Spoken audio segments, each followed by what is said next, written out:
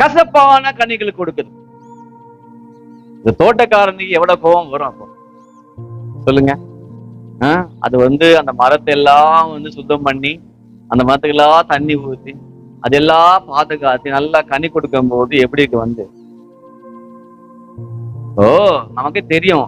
மரத்துல பாருங்க, மாம்பழம் எல்லாம் நம்ம என்ன செய்யறோம், சீசன் நமக்கு தெரியும், மாம்பழம் வாங்கி சாப்பிடுறோம். சில மாம்பழம் வெட்டா உள்ள என்ன இருக்கு, பூச்சி இருக்கு. இது எப்படி உள்ள போச்சு? பழம் பார்த்தா நல்லாதான் இருக்கும், பாக்கிறதுக்கு நல்லா ஸ்மெல்லா இருக்கும், வேற பங்கினிப்பள்ளி. அதை கட் பண்ணி பார்த்தா என்ன இருக்கு, உள்ள பெரிய பூச்சியா இருக்கும். இதே எப்படி உள்ள போச்சு? அதே போலதான் விசுவாசிங்க இருக்காங்க சில பேர்.